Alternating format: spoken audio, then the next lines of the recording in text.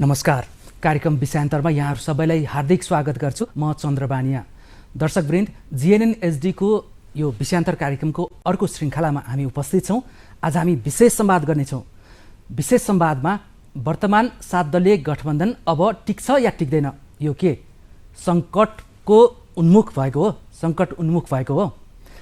अहिले फेरि बालुवाटार र बालकोटको सम्बन्धमा चिसोपन बढेको र यो प्रधानमन्त्री निवास बालुवाटार र विपक्षी दल नेपाली कङ्ग्रेसका नेता शेरबहादुर देउवा जहाँ बस्नुहुन्छ अहिले डेरामा, धुम्बा राई र बालुवाटारको सम्बन्ध निकट भएको र बालकोट र बालुवाटारको सम्बन्धमा चिसोपन आएको, दरार आएको आकलन बढेको छ। अहिले यो आकलन बढिरहँदा अब भावी राष्ट्रपतिको निर्वाचनले यो गठबन्धन टिक्दैन भन्ने आकलन बढिरहेको छ।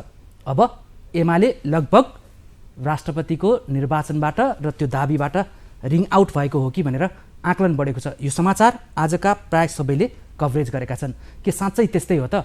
यो गठबन्धन यति छिटै किन फुट्ने अवस्थामा आयो? के साँच्चैकै अब यो 7 दलीय गठबन्धन टुटेर विगत चुनाव अगाडिको 5 दलीय गठबन्धनै फेरि बिउताउने प्रयास भइरहेको हो? यो सबै चलखेल र यो परिस्थिति कसरी आयो? ओली र प्रचण्ड बीचको सम्बन्धमा किन यति धेरै उतार चढाव भइरहेको छ? तत्कालीन समयमा नेकपा बन्यो, माओवादी केन्द्र र नेकपा एमाले मिलेर कम्युनिस्ट एकताको नाममा संसदमा झन्डै 2/3 बलियो कम्युनिस्टको उपस्थिति थियो।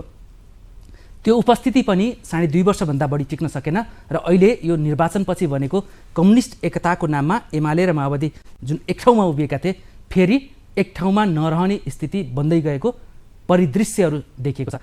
आज साँझसम्म सम्भवतः यो परिदृश्यले नयाँ रूप, नयाँ प्रारूप देखाउने लगभग निश्चित जस्तै भएको भनेर अहिले नेताहरूले भनिरहेका छन्। वास्तवमा के हो? सही कुरा के हो?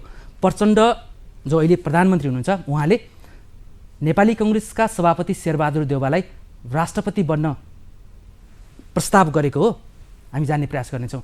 यो विषयमा आज हामीसँग विशेष अतिथि हुनुहुन्छ माओवादी केन्द्रका सशक्त प्रभावशाली नेता महासचिव देव गुरुङ। यहाँलाई स्वागत छ। धन्यवाद। आराम हुनुहुन्छ? ठिकै छ। हाम्रो छलफललाई अलिकति सजिलो होस् भनेर मैले भूमिकामा अलिकति लामो भने, हुन त यहाँ प्रत्यक्ष त्यही छलफलहरू भेटघाटहरूमा नै हुनुहुन्छ होइन? यो विषयमा हामी जान्छौँ। त्यो विषयमा प्रवेश गर्नुभन्दा पहिला चाहिँ यो नयाँ स्टुडियोमा हामीले यहाँलाई स्वागत गर्न पाएका छौँ। धन्यवाद। सर्वप्रथम त यो तपाईँहरूको नयाँ टेलिभिजन जिएनएन टेलिभिजनको शुभारम्भ भएको सन्दर्भमा यसको उत्तरोत्तर प्रगतिको र सफलताको शुभकामना व्यक्त गर्न चाहन्छु। हजुर, धन्यवाद यहाँलाई धेरै धेरै। यो कठिन अवस्थामा राजनैतिक उतार चढाव, यहाँको निकै धेरै व्यस्तताका बावजुद हाम्रो निमन्त्रणालाई स्वीकार गरेर आउनु भएको छ। हामी आभारी छौँ। अब म मूल विषयमा जान्छु। अब प्रधानमन्त्री पुष्पकमल दाहाल प्रचण्ड र एमालेका अध्यक्ष केपी ओलीको सम्बन्ध फेरि बिग्रिएको भनेर भनियो भने यो हतार हुन्छ या सही नै हुन्छ? अब यो सम्बन्ध बिग्रिने र सुध्रिने प्रश्न भन्दा पनि अब अहिलेको परिस्थितिमा त्रिसङ्घको संसदको चाहिँ बनावट गएको निर्वाचनले जुन जनादेश दिएको चाहिँ छ, यसले गर्दाखेरि सबै दलहरूको बिचमा सहमतिको आधारमा, कोलिसनको आधारमा जानुपर्छ भन्ने प्रकारको जनताको म्यान्डेट हो। र यो जनताको यो म्यान्डेटलाई कतिपय नेताहरूले आत्मसातीकरण गर्ने कुरामा रहेको समस्याको उपज हो भन्ने लाग्छ। त्यसो भएको हुनाले अब यो कोलिसनमा जानुको, यतिखेरको कोलिसनमा जानुको विकल्प छैन। कुनै पनि दलको मेजोरिटी छैन। त्यो अवस्थामा कोलिसनको कल्चरलाई डेभलप गर्नुपर्ने आवश्यकता छ।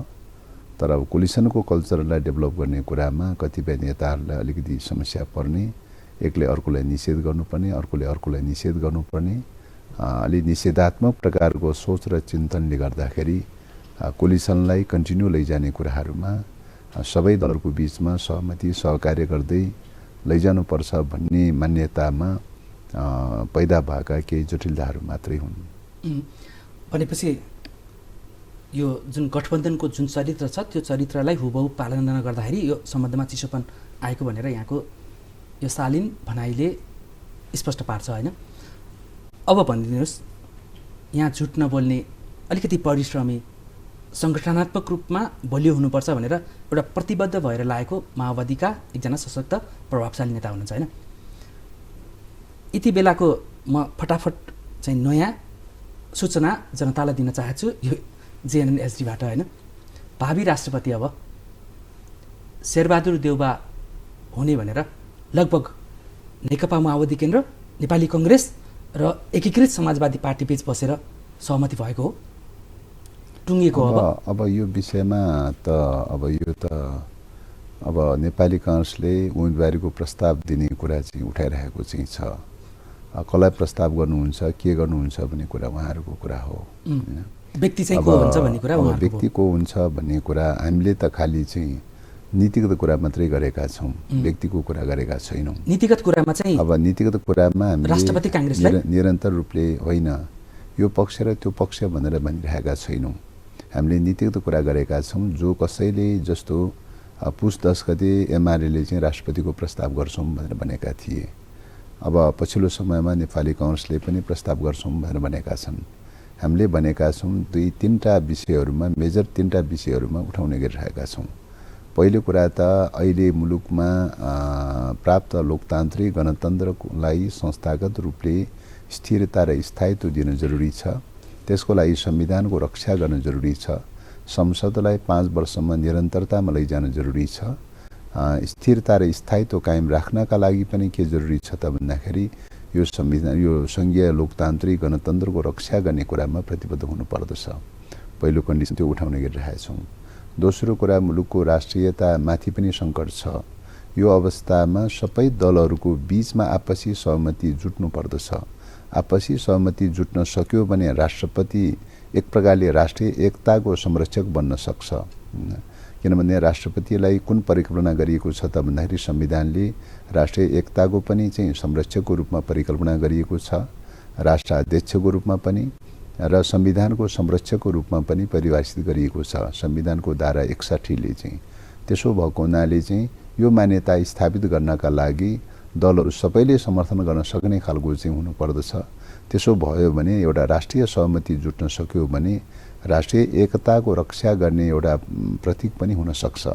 त्यसो भएको हुनाले एउटा त्यो क्राइटेरियालाई हामीले उठाइरहेका छौँ। र यो राष्ट्रिय सहमतिको अर्को पक्ष के पनि जरुरी छ त भन्दाखेरि चाहिँ 15 वर्षदेखि चाहिँ शान्ति प्रक्रिया डेडलक भइरहेको अवस्था छ। दलहरूको बीचमा सहमति र सहकार्य हुन नसकेको कारणले गर्दाखेरि पनि यो डेडलक भइरहेको छ। त्यस कारणले गर्दाखेरि यो यस्ता खालका पुराना जो मुद्दाहरू छन् ती मुद्दाहरू सहमतिमा पुर्याउनका लागि पनि दलहरू बीचमा आपसी सहमति र सहकार्यको कल्चर डेभलप गर्न जरुरी छ।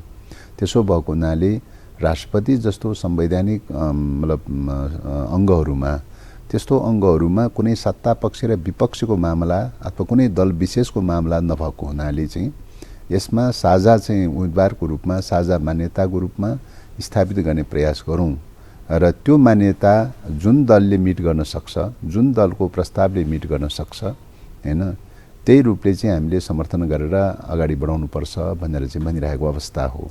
त्यस कारणले गर्दाखेरि अब यो प्रस्तावमा यी सवालहरूमा अब उहाँहरूले चाहिँ अब के गर्नुहुन्छ, कसो गर्नुहुन्छ भन्ने कुरा जसले प्रस्ताव गर्न चाहनु भएको छ उहाँहरूले विचार पुर्याउने विषय हो भन्ने लाग्छ। हजुर, भनेपछि माओवादीको लाइन भनेको, अहिलेको बटम लाइन भनेको राष्ट्रिय सहमतिमा जो चाहिँ सहमत हुन सक्छ उसकै पक्षमा माओवादीले समर्थन गर्छ भन्ने भयो हैन। मुख्य रूपमा तीनटा इस्युहरू हामीले जो उठाएका चाहिँ छौँ। अब तीनटा इस्युमा जसले प्रतिबद्धताका साथ अगाडि बढ्छ हैन, उही नै राष्ट्रिय सहमति हुन सक्छ हैन। ल भनिदिनुहोस् त अब चाहिँ कसले चाहिँ अहिले भनेको, यहाँले भनेको चाहिँ यो राष्ट्रिय एजेन्डामा चाहिँ ग्रिन सिग्नल दियो, काङ्ग्रेसले या एमाले? अब यी शर्तहरूको हामीले जुन कन्डिसनहरू उठाउने गरिरहेका छौँ, अब अहिलेसम्मको कुराकानी छलफलकै क्रममा छ, संवादकै क्रममा छ। अहिले नै निष्कर्षमा पुगेको भनेर भन्न त मिल्दैन चाहिँ। तर पनि अहिलेसम्म अब अध्यक्ष कमरेड प्रचण्डले मतलब प्रधानमन्त्रीको हैसियतले पनि अथवा दल नेताको हैसियतले पनि सबैसँग कुराकानी चलाइरहनु भएको छ। कुराकानीको क्रममा चाहिँ अब संविधानको रक्षा गर्ने सवालमा, शान्ति प्रक्रियालाई लजिकल इन्डमा पुर्याउने सवालमा यी इस्युहरू हेर्दाखेरि चाहिँ तपाईको चाहिँ अब विगतको पृष्ठभूमि, विगतको अवस्था, वृहत शान्ति सम्झौतादेखिको चाहिँ तपाईँको कुन दलको कस्तो खालको रोल रहँदै आयो भन्ने समग्र पक्षलाई हेर्दाखेरि चाहिँ तपाईँको वृहत शान्ति सम्झौताका पक्षधरहरूकै बिचमा चाहिँ तपाईँको चाहिँ बढी चाहिँ यो विषयमा अलि सकारात्मक हुन सक्छ कि भन्ने देखिन्छ। पक्षधर त एमाले पनि थियो, काङ्ग्रेस पनि थियो, निश्चित बढी चाहिँ को थियो? अब सबै पक्षधर नै हो, साइन त सबैले गरेकै हो, सहमति त सबैले गरेकै हो। माओवादी पछिल्लो समयमा घटनाक्रममा के देखिरहेको छ त भन्दाखेरि चाहिँ अब दुई पटकसम्मको संसद विघटनले यो संविधानको भविष्य के हुन्छ भन्ने कुरा झस्काएको चाहिँ छ हैन। एमाले त्यति प्रतिबद्ध छैन भन्ने निष्कर्ष भयो। एवं प्रकारले अहिले पछिल्लो समयमा अब दरबारले जुन खालका चाहिँ मतलब पूर्व राजाले जुन खालका वक्तव्यहरू दिइरहेका चाहिँ छन्, एमालेको केन्द्रीय सदस्य दुर्गा प्रसाईले चाहिँ जुन खालको चाहिँ झापाबाट चाहिँ अब जुन अभियान सुरु गरेका छ र राप्रपाका नेताहरूले, सरकारमै भएका नेताहरूले पनि जसरी चाहिँ अभिव्यक्तिहरू दिने गरिरहनु भएको छ, यी सबै कुराहरूले चाहिँ तपाईँको संविधानमाथि एउटा प्रकारको सङ्कट क्रिएट गर्न खोजिँदैछ भन्ने देखिन्छ हैन, एउटा चुनौती क्रिएट गर्न खोजिँदैछ भन्ने देखिन्छ। यो च्यालेन्जलाई फेस गर्न तयारी हुने कि नहुने भन्ने प्रश्न चाहिँ छ। त्यसकारण यो गठबन्धन यो गठबन्धनको प्रश्न निरन्तर रहन सक्दैन, निरन्तर रहन सक्छ र सक्दैन भन्ने प्रश्न भन्दा पनि चाहिँ यी विषयहरूमा यो च्यालेन्जलाई कसरी फेस गर्नुहुन्छ भन्ने प्रश्न चाहिँ अहिलेको सन्दर्भमा छ। यो च्यालेन्ज चाहिँ माओवादीका अध्यक्ष एवं वर्तमान प्रधानमन्त्री पुष्पकमल दाहाल प्रचण्डलाई कि नेकपा एमालेका अध्यक्ष ओलीलाई कि काङ्ग्रेसका नेता यो त सबैको निम्ति हो, यो सबैको निम्ति हो। कसैले त प्रभोग गरिरहेछ नि। आखिरमा चाहिँ यो प्रश्नको च्यालेन्ज कसरी चाहिँ सामना गर्ने भन्ने कुरा त चाहिँ सबैले सोच्नुपर्ने विषय हो। भनेपछि दुर्गा प्रसाईले जुन मेचीमा महाअभियान थाले पूर्व राजा ज्ञानेन्द्रको उपस्थितिमा परिवारलाई नै सामेल गरेर, त्यो घटनाक्रमले चाहिँ माओवादी केन्द्र या वर्तमान सरकारको नेतृत्वकर्तालाई झस्काएकै हो। नेतृत्वकर्ताको प्रश्न मात्रै नभइकन संविधानका पक्षधरहरू सबैलाई झस्काएको विषय हो।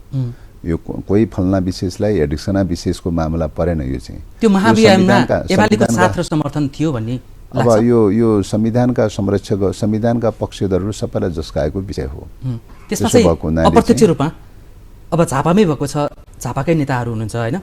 अब राजेन्द्र लिङ्गदेन पनि झापाको, एमाले अध्यक्ष पनि झापाकै केपी ओली र अहिलेको सभामुख पनि झापाकै हुनुहुन्छ र दुर्गा प्रसाईले पूर्व राजा ज्ञानेन्द्र शाहलाई उपस्थित गराएको कार्यस्थल पनि झापामै छ। त्यो अभियान झापाबाटै सुरु हुनु र झापाकै नेताहरू अहिले संसदमा बढी प्रभावशाली हुनु, प्रभावी देखिनु, यसैले चाहिँ यो गठबन्धन या सिङ्गो व्यवस्थालाई नै एउटा चुनौती क्रिएट गरेको भनेर अहिलेको नेतृत्व या माओवादी केन्द्रको बुझाइ हो, निष्कर्ष हो हैन। अब यो मतलब यो संविधानको रक्षाको प्रश्न चाहिँ तपाईँको यो विभिन्न पछिल्ला समयमा देखिएका घटनाक्रमहरूले चाहिँ केही बढी च्यालेन्ज चाहिँ पैदा गराएको छ भन्ने लाग्छ।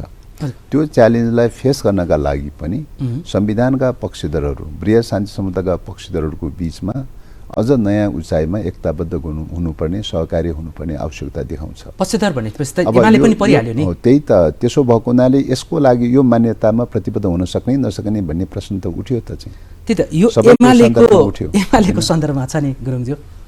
अब यहाँको व्यक्तित्व, शालीनता र सङ्गठनप्रतिको लगावलाई हामीले कसैले पनि प्रश्न उठाउने ठाउँ छैन, तथापि यो संवाद हो, जनतालाई सुसूचित गर्नुपर्ने छ हैन। नेकपा एमालेको अध्यक्ष केपी शर्मा ओलीलाई नचिन्ने त को होला र? अहिलेको यङ जेनेरेसन या तत्कालीन समयमा अब झापाको टाउको त्यो अभियान हैन, अथवा पछाडि लोकतन्त्रमा भइरहँदाखेरि, आन्दोलन चलिरहँदाखेरि केपी ओलीको पृष्ठभूमि या नेकपा एमालेमा उहाँ प्रभावशाली उपनेता भएर रहिरहँदाखेरि या विगतमा गृहमन्त्री, उपराष्ट्रपति, उपप्रधानमन्त्री प्लस प्रधानमन्त्री हुँदाखेरि उहाँको छवि, चरित्र, कथन र करणी त माओवादीले बुझेको थिएन र यो गठबन्धन बनाउनुभन्दा अगाडि? यो मतलब कुनै पनि कुराको बारेमा एकपटक चाहिँ कुनै कुरा अभिव्यक्त गर्यो भन्ने कुराको आधारमा सधैँ निरन्तरतामा त हेर्नु हुँदैन। अभिव्यक्ति मात्रै होइन, उहाँको त निर्णय नै छ नि पटक पटक देखिएको। गतिशील परिवर्तनको गतिमा हेर्नुपर्दछ। परिवर्तनशील गतिमा हेर्दाखेरि कुन दिशातर्फको परिवर्तन हुन्छ भनेर पनि हेर्ने हो। त्यसकारणले जहिलेसुकै पनि के त भन्दाखेरि हामीले चाहिँ तपाईँको यो अहिलेको जो मुलुकको परिस्थिति छ एक प्रकारले तपाईँको इन्टरनल रूपमा अहिले प्राप्त उपलब्धिहरूलाई चाहिँ तपाईँ उल्टाउने खालका ट्रेन्ड टेन्डेन्सीहरू देखिरहेका चाहिँ छन् एवं प्रकारले चाहिँ तपाईँको राष्ट्रियतामाथि पनि सङ्कट बढ्दै गइरहेको अवस्था छ। शक्ति केन्द्रहरू चलखेल बढ्दै गइरहेको अवस्था छ। त्यसले गर्दाखेरि शक्ति केन्द्रहरूको क्रीडास्थल बन्ने प्रक्रियामा नेपाल चाहिँ एक प्रकारले इपी सेन्टर जस्तो ग्लोबल पोलिटिक्सको इपी सेन्टर जस्तो बन्दै गइरहेको अवस्था छ। यस्तो अवस्थामा राष्ट्रियतामाथि झन सङ्कट पैदा हुन्छ र त्यो सङ्कट मोचन गर्नका लागि रक्षा गर्नका लागि पनि दलहरूको बिचमा सहमति र सहकार्यको विकल्प छैन। त्यसकारण राष्ट्रियताप्रतिको हेर्ने दृष्टिकोण के हो भन्ने क्वेसन पनि यो सहमति र सहकार्यसँग अन्तर रिलेटेड छ। अब राष्ट्रियता बचाउन चाह्यो दलहरूको बिचमा सहमति र सहकार्य गर्नुको विकल्प छैन। अब चाहिँ कोसँग सहकार्य गरेर राष्ट्रियता बचाउने यसमा चाहिँ तपाईँको के त भन्दाखेरि अब एकले अर्कोलाई निषेध गर्ने वेबाट जाँदाखेरि शक्ति केन्द्रहरूले खेल्ने ठाउँ त त्यही नै पाउँछ। अब त फेरि निषेध गर्ने थालनी त फेरि भयो नि त हिजोदेखि। त्यसकारण अब एमालेलाई यो सत्ताको रिङबाट आउट गर्ने, राष्ट्रपतिको चुनावबाट आउट गर्ने, एमालेलाई विपक्षीमा राख्ने र एमाले बाहेकका अरू चाहिँ दलहरू मिलेर अर्को गठबन्धन तयार पार्ने होइन। यो कुरा नै तपाईँले जो कुरा भन्नुभयो यो निष्कर्षमा पुगेको विषयको रूपमा लिन मिल्दैन चाहिँ। किन मिल्दैन? अस्ति माओवादीको पदाधिकारी बैठकमा यो विषयमा ब्रिफिङ भइसक्यो होइन यो चाहिँ तपाईँ हो निश्चित रूपले अहिले के राष्ट्रपति निर्वाचनको बारेमा के प्रगति भइरहेछ के कसो भइरहेछ भन्ने कुरा चाहिँ अध्यक्ष कमरेडले ब्रिफिङ गर्नुभएकै हो र सबैको सहमति के हो त भन्दाखेरि फेरि पनि राष्ट्रिय सहमतिको विकल्प छैन। त्यसैले राष्ट्रिय सहमतिको लागि अन्तिम समयसम्म पनि पहल गर्ने प्रयास गर्ने भन्ने कुरा भएकै छ। पहिलो संविधान गर्दाखेरि दोस्रो संविधान सभा छोटो त्यसकारणले गर्दाखेरि यो चाहिँ तपाईँको अहिले नै एउटा निष्कर्षमा कसैलाई रिङ आउट गर्ने कसैलाई बाइक गर्ने भन्ने प्रश्न होइन चाहिँ। यो चाहिँ चिन्तन सोच खालि 50-51% को खेल खेलेर सत्ता पक्ष र विपक्षको मान्यताबाट मात्रै हेर्ने दृष्टिकोण नै राष्ट्रिय स्वाधीनताको निम्ति आत्मघाती चिन्तन हो। यो चाहिँ अहिले त 50-51% को कुरै छैन नि। अहिले प्रधानमन्त्री पुष्पकमल दाहाल प्रचण्डले त संसदको 98% मत पाउनु भएको छ। त्यही भएको हुनाले चाहिँ तपाईको चाहिँ झन्झनै सर्वसम्मत चाहिँ खालको चाहिँ जो चाहिँ यो विश्वासको मत प्राप्त गर्ने क्रममा पुस 26 गते जुन मत प्राप्त भएको छ यो एउटा प्रकारको राष्ट्रिय सहमतिको एउटा मोडेल हो हैन। त्यसकारणले यो मोडेललाई चाहिँ कन्टिन्यू रूपमा लैजानु पर्दछ हैन। त्यसको लागि सबै दलहरूलाई चाहिँ कुनै न कुनै ढङ्गले एड्रेस गर्नु पर्दछ हैन। राज्यमा कुनै न कुनै जहाँ सत्ता पक्ष र विपक्ष भनेर भनिएको छ त्यही पनि सबै सहमति भइदिए हुन्थ्यो भन्ने हाम्रो आग्रह हो। तर अब यो विधिमा सरकार गठनको विधिमा सत्ता पक्ष र विपक्ष भनेर भन्या हुनाले चाहिँ अब त्यहाँ सबै दल सहमति हुन सकेन, कोही विपक्षमै बसौँ भनेर भन्छ भने पनि त्यसलाई आपत्ति मान्ने कुरो भएन। तर सत्ता पक्ष र विपक्षको रूपमा डिफाइन नगरिएका संवैधानिक अङ्गहरू स्वतन्त्र र साझा अङ्गहरू छन् र त्यस्तै गरी नीति निर्माण गर्दाखेरि सबै मिलिजुली गर्न नीति निर्माण गर्नुपर्ने पक्षहरू छन्, महत्त्वपूर्ण नीति निर्माण गर्नुपर्ने पक्षहरू छन्। यस्ता सवालहरूमा सबैको चाहिँ आपसी सहमतिबाट अगाडि बढ्नुपर्छ भन्ने हो चाहिँ। त्यसो भएको हुनाले यसमा एउटा गुरुङज्यू यहाँ पार्टीको महामन्त्री हुनुहुन्छ अघि महासचिव हुनुहुन्छ, कम्युनिस्ट पार्टीमा महासचिवै पढिन्छ। केही दिन अगाडि यहाँहरूको पार्टीको पदाधिकारी बैठकमा प्रधानमन्त्री पुष्पकमल दाहाल जो यहाँको पार्टीको अध्यक्ष पनि हुनुहुन्छ उहाँले अहिले यहाँले जुन राष्ट्रिय सहमति र राष्ट्रिय अस्तित्वमाथि सङ्कटको कुरा गर्नुभयो नि उहाँले त्यो ब्रिफिङमा अहिलेकै गठबन्धनलाई निरन्तरता दियो भने यो संसद 5 वर्ष टिक्ने सम्भावना क्षीण छ, राष्ट्रियतामाथि प्रश्न छ, यहाँले भने जस्तै अन्तर्राष्ट्रिय राजनीतिक चलखेल बढिरहेको छ होइन, यो चाहिँ एपी सेन्टर हुँदैछ अन्तर्राष्ट्रिय चलखेलको लागि भनेर जुन चिन्ता त्यहाँ पनि व्यक्त गर्नुभयो यहाँले त्यो कुरा यहाँ पनि भन्नुभयो होइन। त्यसो उहाँले भनिरहँदाखेरि बरु काङ्ग्रेससँगको सहकारी गर्यो भने 5 वर्ष संसद टिक्ने ग्यारेन्टी पनि छ, त्यसकारण भावी राष्ट्रपति काङ्ग्रेसलाई दिएर अहिलेको गठबन्धनबाट हामी बाहिरिनुपर्छ भनेर पदाधिकारी बैठकमा तपाईँहरू सबैलाई भनेर अनि उहाँले चाहिँ भावी राष्ट्रपति छान्ने जिम्मा मलाई दिनुहोस् भनेर उहाँले माग गर्नुभएको थियो नि होइन। अब राष्ट्रपति छान्ने जिम्मा भन्दा पनि चाहिँ राष्ट्रपतिको प्रस्ताव त काङ्ग्रेस वा एमाले राख्छु भनेर भनिरहेको अवस्था, अरू खासै अरू दलहरूले प्रस्ताव राख्ने कुरा उठेको थिएन, हामीले पनि प्रस्ताव राख्छौँ भनेर भनेको विषय थिएन हैन। त्यसो भएको हुनाले चाहिँ अरू दलहरूले राख्ने विषय भएको हुनाले हामीले राख्ने कुरा के हो त भन्दाखेरि कन्डिसन मात्रै राख्ने कुरा हो हामीले अहिलेको मुलुकको विद्यमान आवश्यकता विद्यमान परिस्थितिमा कस्तो हुँदाखेरि चाहिँ राष्ट्रपति चाहिँ कसरी चयन गर्दाखेरि उपयुक्त हुन्छ भनेर चाहिँ हामीले नीतिगत प्रश्न मात्रै राखेका हौँ हैन। त्यसकारणले त्यो नीतिगत प्रश्नको दायराभित्र जुन दलले अथवा जसले जुन घटकले चाहिँ प्रस्ताव अगाडि सार्दाखेरि यो नीतिगत मान्यतालाई जसले एक्सेप्ट गर्छ हैन, जसले एक्सेप्ट गर्छ त्यसमा चाहिँ सहमति गरेर जानुपर्छ भन्ने मान्यता हो। त्यसो भएको हुनाले यहाँ मतलब सत्ता पक्ष र विपक्ष गठबन्धन, यो गठबन्धन र त्यो गठबन्धनको विषय परेन। यो चाहिँ हो सरकार सञ्चालन सम्बन्धी मुद्दाहरूमा गठबन्धनका कुराहरू होला हैन, किन विधिले चाहिँ तपाईँको अल्पमत र बहुमतको मेजोरिटी र माइनोरिटीको सिस्टम राखिदिया हुनाले चाहिँ सरकार गठनको सन्दर्भमा अल्पमत र बहुमतको इस्यु उठ्न सक्ला हैन, गठबन्धनको कुरा उठ्न सक्ला। तर राष्ट्रपतिको प्रश्नको बारेमा गठबन्धनसँग जोड्ने विषय चाहिँ उपयुक्त हुँदैन हैन। राष्ट्रपति भनेको गठबन्धनभन्दा फरक खालको स्वतन्त्र खालको पद हो। त्यस कारणले गर्दाखेरि त्यो गठबन्धनको स्वार्थ वा यो त्यो गठबन्धन त्यो अर्को गठबन्धन भन्ने कोणबाट हेर्न भएन भनेर भन्न खोजेको। किन अब प्रधानमन्त्रीले यहाँको भनाइ र प्रधानमन्त्रीज्यूको भनाइ त एउटै पार्टी अध्यक्ष र महासचिव भएपछि मिल्ने नै भएन। उहाँले पटक पटक राष्ट्रिय सहमतिकै आधारमा राष्ट्रपति चयन हुनुपर्छ भनेर उहाँले त बारम्बार भन्दै आउनु भएको छ। अहिलेकै यो 7 दलीय गठबन्धन एमालेको डिजाइनमा बनेको यो गठबन्धन भए पनि उहाँले त्यो दृढता चाहिँ पटक पटक प्रकट गरिरहनु भएको छ हैन। अब यहाँसँग म केही समय अगाडि गरेको एउटा संवाद मैले सम्झेँ। जति बेला चुनाव अगाडिको 5 दलीय गठबन्धन थियो, काङ्ग्रेस माओवादी सहितको गठबन्धनहरू, चुनाव भइसकेपछि पनि त्यही गठबन्धन थियो, तर भावी प्रधानमन्त्री चयन हुने क्रममा थियो। त्यसको ठिक एक दिन अगाडि मैले यहाँसँग अन्तर्वार्ता लिने मौका मिलेको थियो हैन। त्यो बेलामा पनि यहाँले भन्नुहुन्थ्यो हामी एमालेसँग गठबन्धन गर्न लागेका छैनौँ, यही गठबन्धनमा छौँ भन्नुभएको थियो।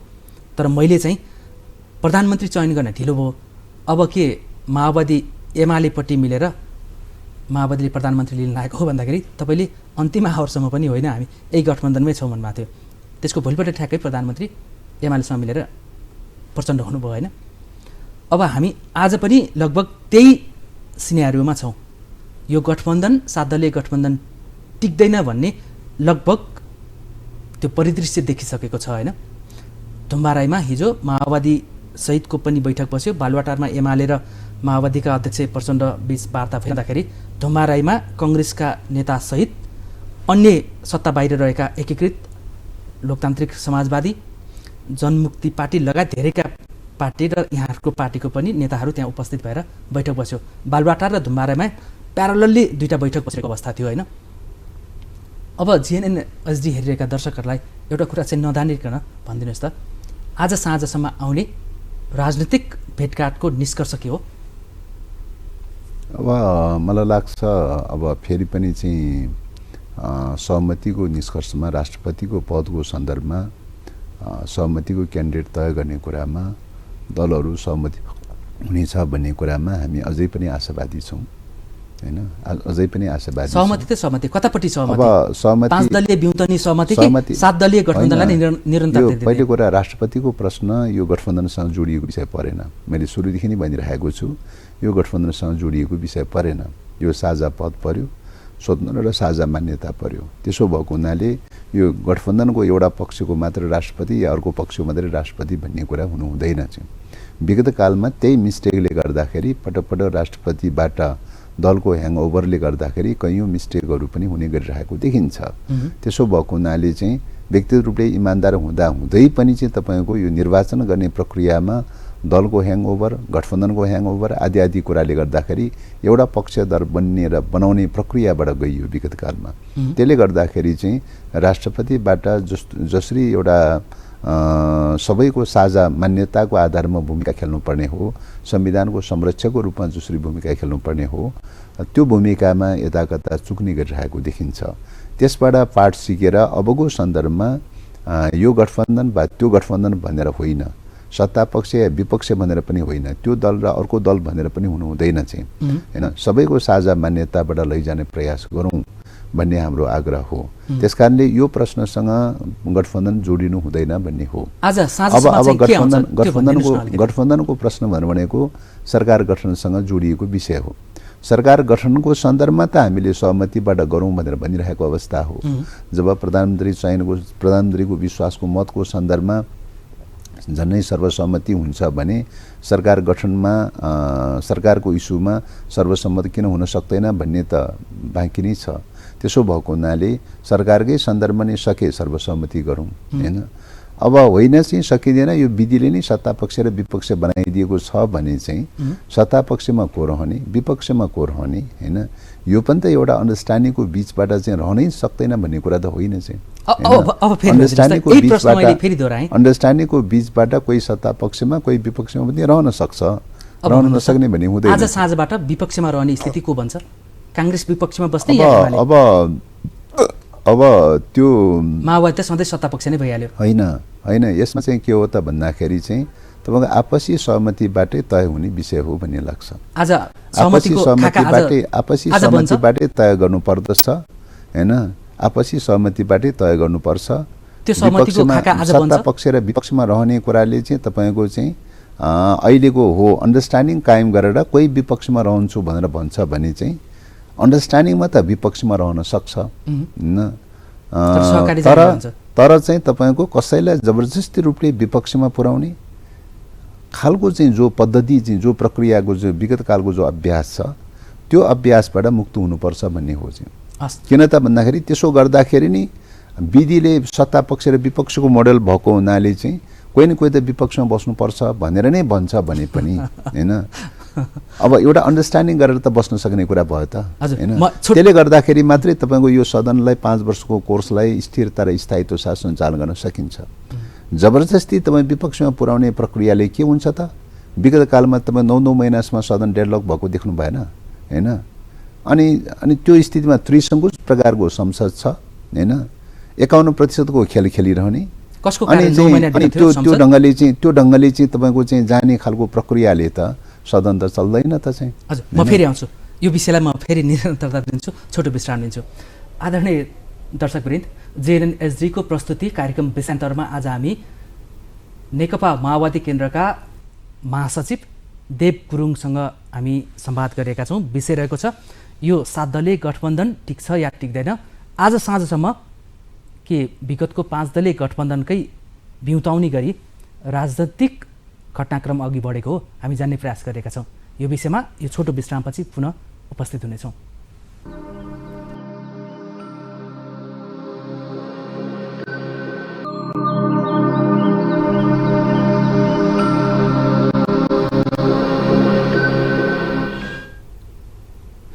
JNN-SD को प्रस्तुति कार्यक्रम विषयान्तरमा यो छोटो विश्रामपछि पुनः स्वागत छ। आज हामी भावी राष्ट्रपति को हुने भन्ने सन्दर्भमा यो वर्तमान 7 दलीय गठबन्धनभित्र किन सङ्कट बढ्दछ, कि यो फुटको सङ्घारमा पुगिसकेको हो? आज साँझसम्म नयाँ परिदृश्य नेपाली राजनीतिमा आउने आकलन बढेको छ। यो सबै किन भइरहेको छ? कतै भारतीय विदेश सचिव विनय मोहन क्वात्राको नेपाल भ्रमणपछि यो उलटपुलट त हुँदै छैन। नेकपा माओवादीको बुझाइ के छ, माओवादीको निर्णय के हो, आज हामी जान्ने प्रयास गरेका छौँ। के हुँदैछ, को हुँदैछन् भावी राष्ट्रपति? आज हामीसँग नेकपा माओवादी केन्द्रका महासचिव देव गुरुङ विशेष अतिथि हुनुहुन्छ। यहाँलाई पुनः स्वागत छ। धन्यवाद। अघि यहाँले मैले पटक पटक प्रश्न सोधेको छु, तर मेरा दर्शकले चित्त बुझ्ने गरी त्यो उत्तर आएन कि भनेर लागेर म फेरि एउटा प्रश्न राख्छु। नेकपा एमालेको हावी रहने गरी यो गठबन्धन रहेसम्म र नेकपा एमाले जो प्रस्तावित गर्छ राष्ट्रपति, यदि त्यो राष्ट्रपति नेकपा एमालेकै रोजाइमा हुने हो भने यो व्यवस्थाप्रति सङ्कट निम्तिन्छ, त्यसकारण यसको विकल्प खोज्नुपर्छ भन्ने निष्कर्षमा नेकपा माओवादी पुगेकै हो। अब त्यही त अब यहाँ एमाले राखेको प्रस्तावको आधारमा हामीले हेर्ने कुरा चाहिँ के हो त भन्दाखेरि पोलिटिकल कन्डिसनहरूको बारेमा जो कुरा उठायौँ, चाहे एमाले राख्ने प्रस्ताव हो चाहे काङ्ग्रेसले राख्ने प्रस्ताव हो हैन, जुन पोलिटिकल कन्डिसनहरू उठाएका चाहिँ छौँ त्यो कन्डिसनहरूप्रतिको प्रतिबद्धता के हो भन्ने प्रश्न नै मेजर प्रश्न हो हैन। त त्यस कारणले गर्दाखेरि ती कन्डिसनहरूको बारेमा नै हामीले उठाउने कुरा हो। यो कन्डिसनमा अलिकति कस्ता राखे एमाले होइन, जस्तो मैले सुरुदेखि भावी नै- राष्ट्रपति फलानु भनेर पनि तोके होलान् होइन, तपाईँहरूसँग त त्यो घनीभूत रूपमा अब- वार्ता भएको छ कहिले बालकोट कहिले बालुवाटारमा 22 पटक भन्दा बढी 1-to-1 वार्ता भएको छ होइन ट्र्याक 1 ट्र्याक 2 हरेक उहरू यो ट्रुपहरू फैलिएको छ होइन राष्ट्रपतिको बारेमा मात्रै भयो भन्ने विषय चाहिँ भएन। अब सरकार सञ्चालनको सन्दर्भमा त सरकारमा रहेका घटकहरूको विषयमा त अरू थुप्रै विषयहरूमा भइपरि आउने खालका थुप्रै विषयहरूमा सरसल्लाह परामर्श त भइरहन्छ। होइन सरकार सञ्चालन त यो एउटा चाहिँ पाटो हो त तपाईँको चाहिँ पछिल्लो त्यो 22 ढङ्गले पटकको चाहिँ 24 पटकको अब यो 1-to-1 वार्ता भनेको राष्ट्रपति केन्द्रितै छ राष्ट्रपतिको बारेमा मात्रै भयो भनेर भन्न मिल्दैन होइन। अलिकति पहिलो कुरा प्रस्तावित त्यो। नाम चाहिँ दोस्रो कुरा राष्ट्रपतिको बारेमा पनि कुराकानीहरू नभएको चाहिँ त होइन उहाँहरूको बिचमा। राष्ट्रपतिको बारेमा पनि कुराकानीहरू चाहिँ भएकै हो। पनि होइन 99% त्यसकारणले त अब राष्ट्रपतिकै विषय हो कन्डिसनकै त्यो त्यसकारणले मैले चाहिँ अघि नै भनिरहेको छु जुन कन्डिसनहरूको बारेमा नीतिगत कन्डिसनहरूको बारेमा जो उठाउने गरिरहेको चाहिँ छ उठ्ने गरिरहेको छ नीतिगत कन्डिसनहरू बारेको के हो दृष्टिकोण भन्ने कुराकै बारेमा सहमति जुट्न नसकेको हुनाले चाहिँ यो विलम्ब भइरहेको अवस्था हो होइन। गुरुङज्यू नीतिगत- यसलाई अलिकति स्पष्ट गरिदिनुहोस् न नेकपा एमालेका अध्यक्ष केपी ओलीले कहिले खानाखानी गरी कहिले चियाखानी गरी प्रधानमन्त्री पुष्पकमल दाहाललाई बालकोटको दरबारमा पुर्याइरहनु भयो कहिले कौसीमा घाम तापेर सुन्तला खाँदै कुरा गरेको बदाम खाँदै कुरा गरेको पनि देखियो कहिले डिनर र कहिले लन्च खाएको पनि हामीले देखेको हो फोटो सार्वजनिक भएकै छ बालकोट सचिवालयले होइन खास गरी प्रधानमन्त्री पुष्पकमल दाहाल प्रचण्डलाई नेकपा एमालेका अध्यक्ष ओलीले के कुरामा दबाब दिनुभयो जो चाहिँ नाजायज लागेर माओवादी अहिले त्यहाँबाट उम्किन खोजिरहेको छ कस्तो दबाब थियो अब यो यसलाई दबाबको रूपमा मात्रै पनि मतलब हेर्ने विषय हो भन्ने लाग्दैन। होइन त्यो त राष्ट्रिय सङ्कटै भनेर त यहाँले भनिरहनु भयो। कोलिसनको सरकार गठन गर्ने सञ्चालन गर्ने सवालमा कोलिसनको कल्चरलाई कसरी डेभलप गर्ने भन्ने कुरामै हो। हजुर कोलिसनको कल्चरलाई डेभलप गर्ने कुरामा अहिलेको जो सङ्कटको अवस्था छ संविधानमाथि त्रिसङ्घु संसदको अवस्था छ राष्ट्रिय सङ्कट छ यो अवस्थामा शान्ति प्रक्रिया डेडलक भइरहेको अवस्था छ यो प्रक्रियामा यो स्थितिमा कसरी यो कोलिसनको कल्चरलाई डेभलप गरेर मुलुकमा स्थिरता र स्थायित्व कायम राख्ने शान्ति प्रक्रियालाई लजिकल इन्डमा कसरी पुर्याउने मुलुकको अस्मिताको रक्षा कसरी गर्ने भन्ने प्रश्न नै मेजर कुरा यिनै विषयहरू हुन् होइन। यी विषयहरूको सन्दर्भमा जसरी एउटा सहजताका साथ अब शान्ति प्रक्रियाका पक्षधरहरूको बिचमा जसरी सहजताका साथ आत्मसातीकरण अगाडि बढ्नुपर्ने हो त्यो कुरामै कहीँ न कहीँ समस्या पैदा भएकै कारणले गर्दाखेरि चाहिँ यो संवादहरू बढिरहेको छ डेडलकहरू हुने गरिरहेको अवस्थाहरू यो पैदा भइरहेको छ। त्यस कारणले गर्दाखेरि हेर्ने दृष्टिकोणमै चाहिँ तपाईँको कहीँ न कहीँ चाहिँ ग्यापहरू हुन सक्छ त यिनै ग्यापहरूले मिल्दैन भन्न मिल्छ अलिकति बताइदिनुहोस् न कस्ता खाले शर्तहरू राखे ओलीले जसले पुष्पकमल दाहाल प्रचण्ड एमालेलाई साथ दिँदा दिँदै पनि फेरि ब्याक हुने अवस्था आयो यसमा त अब यस्तो हो अब मैले भनिहालेँ नि अघिदेखि नै सुरुदेखि नै भनिरहेको छु कि मतलब अहिले दलका कतिपय दलका नेताहरूको चेतना चाहिँ तपाईँको सत्ता पक्ष र विपक्ष आफ्नो दल भन्ने प्रकारको चिन्तनबाट मुक्त हुन सक्नु भएन त्यो घेराभन्दा माथि उठ्न सक्नु भएन राष्ट्रपतिको मामलामा होइन।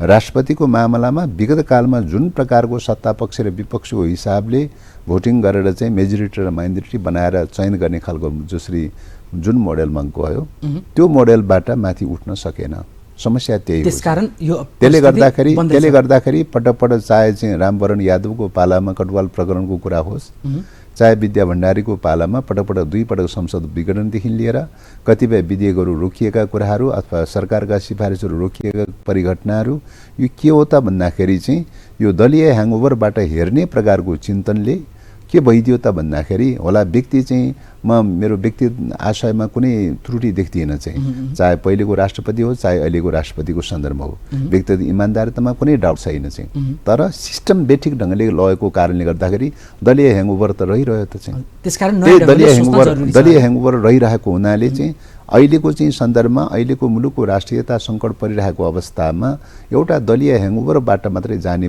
परिस्थितिले त के हुन्छ त सबै दललाई जुटाउन नसक्ने सबै दललाई सहमति जुटाउन नसक्ने परिस्थिति क्रिएट हुन सक्छ। सबै दललाई जुटाउन नसक्ने परिस्थिति क्रिएट हुने बित्तिकै राष्ट्रियता कमजोर हुन्छ यो त सिधा छ। त्यसो हुनाले ठिक यहीँनिर चाहिँ तपाईँको राष्ट्रियताप्रति हेर्ने दृष्टिकोणमा चाहिँ तपाईँको रहेको समस्या होइन राष्ट्रिय स्वाधीनताप्रति हेर्ने दृष्टिकोणमा रहेको समस्याको कारणले गर्दाखेरि दलीय मान्यताबाट मात्रै जाने खालको सोचले त के हुने भयो त अरूले त निषेध गर्ने भएन। हजुर। अरूलाई यो पनि निषेध clear गर्ने भयो। भनेको यो clear राष्ट्रियतामाथि कमजोर पार्ने कुरा भयो चाहिँ। हुन्छ, त्यसो भएको राष्ट्रियतामाथि हुनाले कमजोर चाहिँ पार्ने एउटा प्रब्लम त्यहाँ चाहिँ क्रिएट भइरहेको चाहिँ छ। राष्ट्रियताप्रति हेर्ने दृष्टिकोणमा चाहिँ समस्या पैदा भइरहेको छ। दोस्रो समस्या के त भन्दाखेरि संविधानको अक्षरशः पालना गर्ने रक्षा गर्नुको विकल्प छैन हैन। घटनाक्रमहरू विगत कालमा थुप्रै नेगेटिभ घटनाक्रमहरू देखिएका चाहिँ छन् संविधान रक्षाको सवालमा चाहिँ। त्यसो भएको हुनाले अब के हो त यो संविधान रक्षाको सवालमा, अहिलेको गणतन्त्र रक्षाको सवालमा के हो त, बनाएर गराएको बीचमा तारतम्यता कति मिलाएर लैजान सक्ने नसक्ने के हो त यो छलफल भइरहेछ भन्ने क्वेसन पनि छ हैन। अब शान्ति प्रक्रियाको सन्दर्भमा 15-16 वर्ष हुन लागिसक्यो, अहिलेसम्म डेडलक छ। यो कुरा अघि आइसक्यो। म कसको कारणले डेडलक भएको छ भन्ने कुरा सबैलाई जगजाहेर छ। ठिक छ, अघिल्लो पटक 9 महिना एमालेकै कारण संसद डेडलकमा रह्यो। अहिले पनि संसदले बिजनेस नपाउँदा सांसदहरू सत्ता पक्षप्रति आक्रोशित छन्। माओवादी, एमाले सबै आक्रोशित छन् नि। अहिले पनि डेडलकै नभए पनि बिजनेस नपाउँदाखेरि त्यस्तै छ हैन। अब यहाँले चाहिँ राष्ट्रियताको सवालमा केही सङ्कटको कुरा गर्नुभयो। म अब यसलाई कुन कन्डिसन राखेँ, अब ओलीले प्रचण्डलाई के दबाब दिए, अब म त्यसमा गएन हैन। अब भन्नुहोस्, एमाले नयाँ शक्तिको रूपमा उदाएको जगजाहेर छ। उसले 10 वर्षसम्म बन्दुक बोक्यो, बन्दुकको नालबाट यो निरङ्कुश राज्य सत्ता परिवर्तन गर्छु भनेर जीवनलाई दाउमा राखेर आएका तपाईहरू नेताहरू, माओवादीले हैन 10 वर्षसम्म अब जनयुद्ध छेडेकै हो। अब 63 यता लगातार संसदीय निर्वाचनमा मार्फत चाहिँ अहिले आइरहेको अवस्था छ माओवादी हैन। तपाईहरूको हेर्ने दृष्टिकोण पनि अझ क्लियर भएन कि भनेर जनताले तपाईहरूलाई प्रश्न गरिरहेका छन्। त्यो निर्वाचनले पनि इङ्गित गरिसकेका छ। तपाईहरू कहिले काङ्ग्रेसलाई समर्थन गरेर सत्तामा जानुहुन्छ, कहिले एमालेलाई समर्थन गरेर जानुहुन्छ। तपाईहरू विपक्षमा हुँदा भन्ने गर्नुहुन्थ्यो काङ्ग्रेस र एमाले भनेका दाजुभाइ हुन्, उस्तै हुन्, यिनीहरू पार्टी मात्रै फरक हो, एउटाले कम्युनिस्ट राख्छ अर्कोले राख्दैन, उस्तै हुन्। यदि दाजुभाइ उस्तै हुन् भने माओवादी अझ पनि किन दोधारमा कहिले एमालेको पिछलग्गु बन्ने, कहिले काङ्ग्रेसको? यो अवस्था किन बाध्यकारी छ? के बाह्य दबाब छ माओवादीलाई? यो सहकारीको कल्चरलाई तपाईँ पिछलुको कल्चरको रूपमा, पिछलुको दृष्टिकोणको रूपमा हेर्ने भनेर भनेको के हो त? सहकारीलाई निषेध गर्ने दृष्टिकोण हो। सहकारीलाई निषेध गर्ने दृष्टिकोण के हो त भन्दाखेरि मुलुकको राष्ट्रिय अस्मितामाथि तरवार हल्लाउने चिन्तन प्रवृत्ति हो।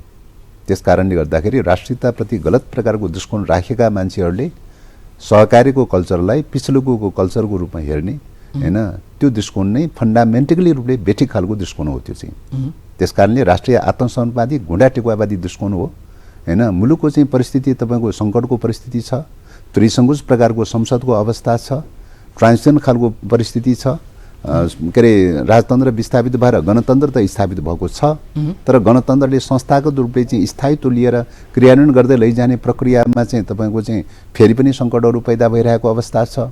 यो अवस्थामा तपाईको शान्ति प्रक्रियाका पक्षधरहरूको बीचमा सहमति र सहकार्यको रूपबाट जानुपर्छ भन्ने कुरा चाहिँ पिछलुको रूपमा नै हेर्ने दृष्टिकोणले नै मतलब सहकार्य गर्न नदिने, सहमति गर्न नदिने, दलहरू बीचमा मिल्न नदिने, दलहरू बीचमा एकले अर्कोलाई उछाल्ने र पछाड्ने गरेर निषेध गर्ने प्रकारको चिन्तनको उपज हो यो चाहिँ त। त्यस कारणले गर्दाखेरि यो सोच नै फन्डामेन्टली रूपले बेठिक खालको सोच हो। त्यस कारणले अब अहिलेको आवश्यकताको हिसाबले के हो त भन्दाखेरि हामीले त सबै बीचमा सहकार्य गर्दै जाउँ भनेर आग्रह गरिरहेकै हो हैन। तर कुनै पनि दलहरूको बीचमा एक आपसमा मिल्न तयारी भएन। मिल्न तयारी भएन भनेदेखि त बाध्यात्मक रूपले चाहिँ तपाईँको परिस्थिति के त भन्दा बाध्यात्मक रूपले कुनै न कुनै ढङ्गले राज्य पनि सञ्चालन त गर्नु पर्यो हैन। बाध्यात्मक रूपले मेजोरिटीको पोजिसनमा गएर चाहिँ सञ्चालन त गर्नु पर्यो चाहिँ त। त्यसलाई मेजोरिटीको पोजिसन भनेको बाध्यात्मक परिस्थितिको उपज हो त्यो चाहिँ हैन। कहिले कङ्ग्रेससँग चाहिँ तपाईँको चाहिँ सहकार्य गरेर बाध्यात्मक परिस्थितिको उपजको रूपमा लाग्नुपर्ने अवस्था छ, कहिले चाहिँ एमाले लगायतका अरू गठबन्धनहरूसँग सहमति गरेर बाध्यात्मक परिस्थितिको रूपमा लागेको अवस्था छ। रहरको अवस्था त होइन त। यो प्रश्न मैले बाध्यात्मक अवस्था डेडलक भएर चाहिँ गइसकेपछि डेडलक भएर गइसकेपछि तत्काललाई त एउटा निकास त खोज्नु पर्यो त। निकास खोज्ने क्रममा चाहिँ निश्चित रूपले चाहिँ 51% को मेजोरिटीको मुभ भएन अथवा चाहिँ गठबन्धनको चाहिँ अदलाबदलीको प्रक्रिया भएन भनेर भन्न मिल्दैन, भएका छन्। तर यो बाध्यात्मक परिस्थितिको उपज हो चाहिँ हैन। दलहरू मिल्न नसकेको कारणले गर्दाखेरि चाहिँ बाध्यात्मक परिस्थितिको उपज हो यो चाहिँ। ठीक छ, अब यो पनि क्लियर भयो। यो माओवादीको लचकताका साथ मुलुकको चाहिँ गत्यारोध भएको अवस्थामा निकास त दिनु पर्यो त चाहिँ। त्यसको नेतृत्व माओवादीले गर्दैछ। निकास दिने प्रक्रियामा मतलब के अरे निकास दिने प्रक्रियामा सङ्ख्याको हिसाबले सानै आकार किन नहोस्, तर विचार र लाइनको हिसाबले यतिखेर मुलुकमा जो स्थापित छ, मुलुकको जो परिवर्तन भएको छ, संविधानको के अरे बृहत शान्ति सम्झौताको मतलब हस्ताक्षरकर्ता, यो परिवर्तनको मुद्दाको चाहिँ एउटा ओनरसिप लिएर चाहिँ आइरहेको अवस्था, परिवर्तनको चाहिँ जग त तपाईँको 10 वर्षको जनयुद्धदेखि लिएर बृहत शान्ति सम्झौता, संयुक्त लोकतान्त्रिक आन्दोलन, यी सबैको जगबाट परिवर्तन भएको। त्यसकारणले यो मुद्दाको चाहिँ अगुवा त चाहिँ माओवादीले गरिरहेको अवस्था छ। ल अब यसमा पनि मैले प्रश्न राखेन, यसमा ठुलो छ जसको नीति त्यसको नेतृत्व कम्युनिस्ट पार्टीहरूले लगाउने नारा हो। अब अहिले नीतिगत रूपमा कुरा गर्ने भने देशमा गणतन्त्र, राजतन्त्रको अन्त्य, संहिता सबै माओवादीले उठाएको एजेन्डा नै हो। यसमा मैले कुनै विमति राखेन। मात्रै जनताले किन यो प्रश्न गरिरहेका छन्, माओवादी कतै ढुलमुले पो बनिरहेछ कि त्यत्रो क्रान्तिबाट आएको पार्टी कहिले यता लाग्छ उता, सर्वसाधारणले हेर्ने दृष्टिकोणमा त त्यो छ नि, त्यसलाई आधार मानेर मात्रै यो प्रश्न राखेको। अब मैले त्यसमा गएन। अब अर्को कुरा भनिदिनुहोस्, नेपाली अब ढुलमुलेको प्रश्नको बारेमा चाहिँ जनताले पटक गरिरहेको अब होला कसैले नबुझेर भन्न सक्छ, नबुझेर भन्नेहरूलाई म मेरो कुनै आग्रह छैन, कुनै प्रश्न छैन। तर जानी बुझिकन चाहिँ यो स्थापित जुन विचार र जुन मान्यता निरन्तरता साथ लिएर आइरहेको छ हैन, त्यसलाई चाहिँ तपाईँको ढुलमुलेको दृष्टिकोणबाट हेर्ने चाहिँ जो दृष्टिकोण नै फन्डामेन्टली रूपले गलत छ र माओवादी प्रति हेर्ने दृष्टिकोणमा रहेको गम्भीर प्रकारको त्रुटि र चाहिँ को कारणले गर्दाखेरि यस्तो प्रकारको अभिव्यक्ति हुने गरिरहेको छ। मुलुकप्रतिको जिम्मेवारी, मुलुकप्रतिको दायित्व, मुलुकप्रतिको जिम्मेवारी, राष्ट्रप्रतिको जिम्मेवारी, अहिलेको परिवर्तनका मुद्दाहरूलाई कसरी रक्षा गर्नुपर्छ भन्ने प्रकारको दायित्व र जिम्मेवारीको सन्दर्भमा सायद अरू दलहरूभन्दा बढी जिम्मेवारी र दायित्व चाहिँ लिने प्रक्रियामा माओवादी रहेको कारणले गर्दाखेरि माओवादीलाई यो उपलब्धिहरू बचाउनका लागि, रक्षा गर्नलाई र देशको चाहिँ स्वाधीनताको रक्षा गर्नका लागि माओवादीले चाहिँ कुन वेबाट जाँदाखेरि रक्षा गर्न सकिन्छ भन्ने विभिन्न उपायहरू अवलम्बन गर्दै अगाडि बढेको चाहिँ पक्कापक्की हो। तर यसलाई चाहिँ यो कुरालाई चाहिँ तपाईँको चाहिँ अस्थिरता र ढुलमुलेको रूपमा अवमूल्यन गर्ने प्रक्रिया भनेर भनेको यो परिवर्तनलाई नबुझ्ने, अङ्गीकार गर्न नसक्ने, राष्ट्रको स्वाधीनतालाई अङ्गीकार गर्न नसक्ने प्रकारका चाहिँ पिछडीको चेतन र उपजको चाहिँ परिणाम हो भन्ने लाग्छ। ठिक छ, देव गुरुङको बुझाइ र दाबी यो हो। तर भन्नेहरूले के भन्छन् भन्दाखेरि नि, अब मिस्टर बानियाले जानी बुझी माओवादीलाई यो पेले प्रश्न राखे भन्ने पर्ला, त्यो होइन। तर जनताले त्यस्तो गरिरहेका छन् भनेर इलेक्सनको परिणामले पनि त्यो देखाइरहेछ भनेर मात्रै सोधेको थिएँ। अर्को कुरा छ नि, यहाँले जसरी राष्ट्रियतालाई बलियो बनाउनुपर्छ भनेर जुन दाबी गर्नुभयो नि, माओवादीले गर्दै आएको छ, त्यसकै नेता यहाँ हुनुहुन्छ, दाबी गर्नुहुन्छ। माओवादी नै एकमात्र त्यस्तो पार्टी हो जसले राष्ट्रियताको सवालमा बारम्बार कुरा उठाइरहेछ, आवाज उठाइरहेछ र अहिलेको यो मिहो माओवादी नै समाइरहेको छ।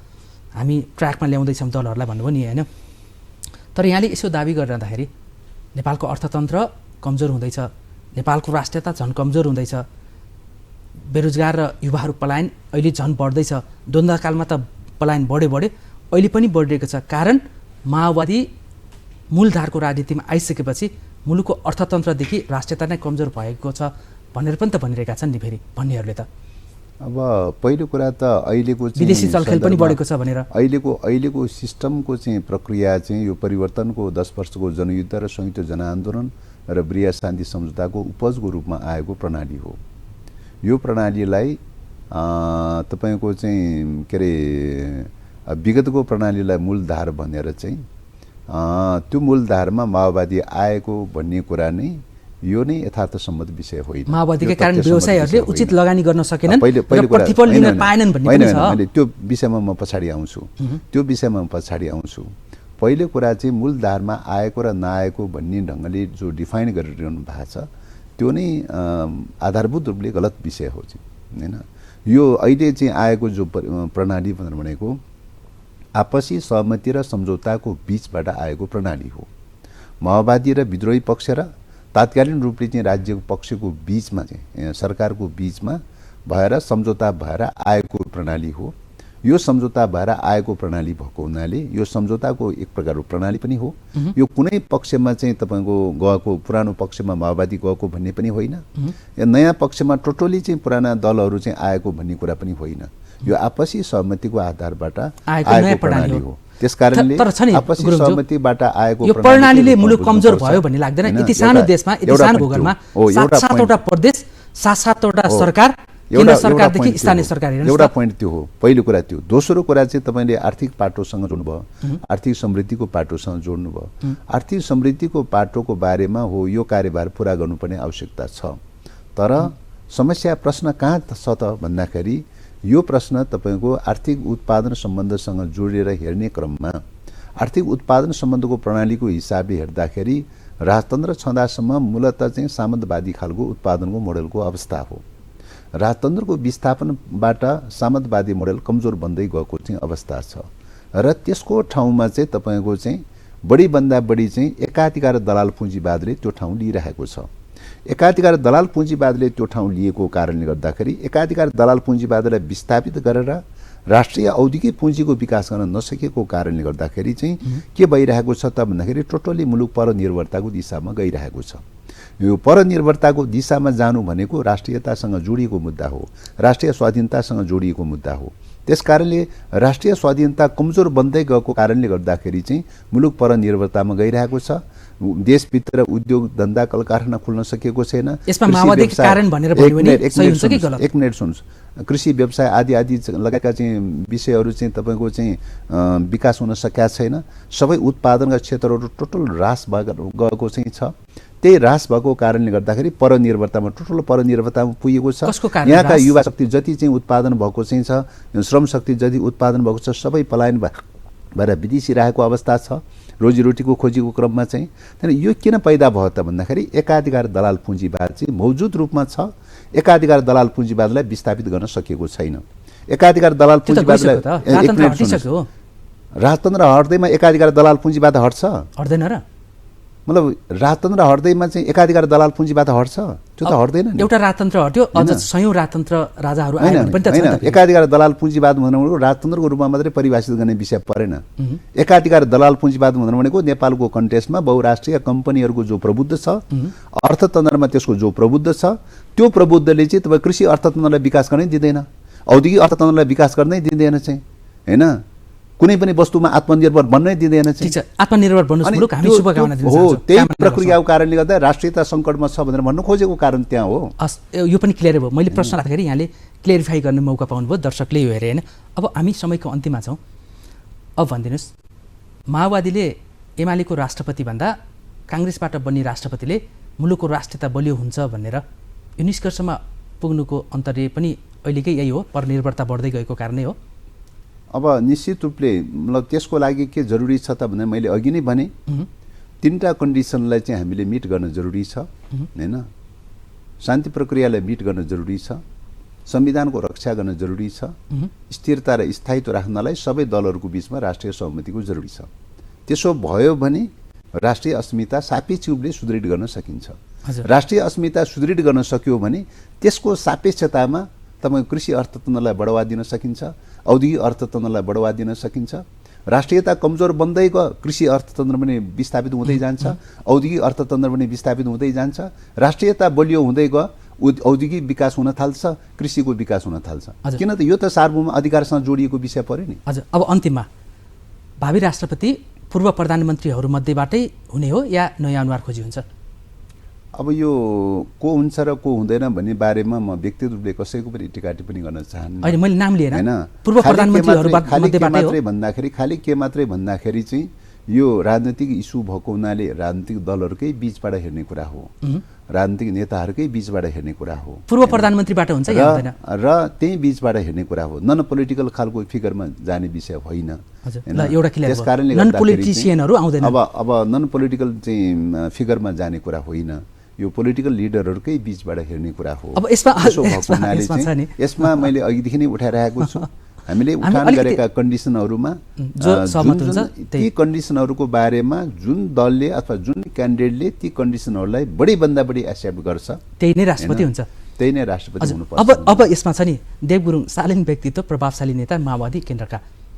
अब भनिदिनुहोस्, माओवादी जहिले पनि राजनीतिमा कम्फर्टेबल सिचुएसनको खोजीमा छ, चाहे अन्तर्राष्ट्रिय परिवेशमा चाहे राष्ट्रिय परिवेशमा, होइन? एमालेसँग मिल्दा माओवादीलाई कम्फर्टेबल फिल हुन्छ या प्रधानमन्त्रीलाई फिल हुन्छ या काङ्ग्रेससँग या अन्य दलहरूसँग भनेर माओवादी केन्द्रित रहेको देखिन्छ, होइन? यसमा छ नि भावी राष्ट्रपति, म प्रश्न पुरा गर्छु, भावी राष्ट्रपति शेरबहादुर देउवा या काङ्ग्रेसले अघि सार्ने कृष्ण सिटौला या रामचन्द्र पौडेल या महन्त ठाकुरलाई राष्ट्रपति बनाउँदाखेरि माओवादीले बढी more internationally nationally comfortable feel गर्छ? अब यहाँ चाहिँ अहिले व्यक्तिको रूपमा म कसैको बारेमा टिका टिप्पणी गर्न चाहन्न। दलहरूको आपसी सहमतिको आधारमा मुलुकमा स्थिरता र स्थायित्व कायम राख्नका लागि सबै सहमति जुटाउने प्रक्रियामा जुन दल अग्रसर हुन्छ, जुन क्यान्डिडेट अग्रसर त्यो त अघि आइसक्यो, नाम चाहिँ नफुस्किने। अब नाम नफुस्काउने, जसले शान्ति प्रक्रिया, संविधानको रक्षा गर्ने, शान्ति प्रक्रियालाई लजिकल इन्डमा पुर्याउनका लागि चाहिँ जुन दल अग्रसर हुन्छ, दल त क्लियर भइसक्यो। मैले त्यो दलले राखेका प्रस्तावहरू नै सापेक्षिक रूपले चाहिँ स्वीकार्य हुन्छ। प्रचण्डले चाहिँ हिजो धुम्बारामै गएर तपाईँ शेरबहादुर देउवा या तपाईँले प्रस्तावित गरेको कृष्ण सिटौला या रामचन्द्र पौडेल मध्ये एक हुनुपर्छ भनेर नामै किटेर भन्नुभएको छ नि। अब व्यक्तिगत रूपले कहाँ नाम किटेर कुराकानी गर्नुभयो गर्नु भएन त्यो उहाँहरूले बुझ्ने विषय भयो र अहिले नै चाहिँ म चाहिँ व्यक्तिगत रूपले फल्ना या ढिस्कना भन्ने पक्षमा चाहिँ छैन। भनेपछि आज साँझसम्म गठबन्धनको नयाँ रूप परिदृश्य आउँछ? अब 13 गते मनोनयन दर्ता गर्नुपर्ने हो। 13 गते मनोनयन दर्ता गर्ने बेलासम्ममा अन्तिम समयसम्म सहमति जुटाउने प्रयास हुन्छ। कसको बीचमा सहमति हुन्छ, कति सहमति हुन्छ, त्यो त त्यही बेलासम्मको चाहिँ घटनाक्रमले बताउने कुरा भयो। हाम्रो प्रयास सबै दलहरूको बीचमा सहमति जुटाउने प्रयास चाहिँ निरन्तर जारी रहिरहन्छ। कति पुरा कुरा नाम फुस्केला भनेको फुस्काउन सकिएन। महत्त्वपूर्ण समय र संवादको लागि यहाँलाई धेरै धेरै धन्यवाद। धन्यवाद। आदरणीय दर्शकवृन्द, जिएनएन एचडीबाट प्रस्तुत भइरहेको कार्यक्रम विषयान्तरमा हामीले वर्तमान 7 दलीय गठबन्धन टिक्छ या टिक्दैन, अथवा चुनाव अगाडिको 5 दलीय गठबन्धन फेरि बिउतिनी हो या भावी राष्ट्रपति को हुन्छ भन्ने सन्दर्भमा नेकपा माओवादी केन्द्रका महासचिव देव गुरुङसँग जान्ने र बुझ्ने प्रयास गरे। उहाँले नाम नतोके पनि क्लियर दृष्टिकोण या भिजन चाहिँ देखाउनु भएको छ। यिनी संवादको साथ आज हामी बिदा हुन्छौँ। नमस्कार।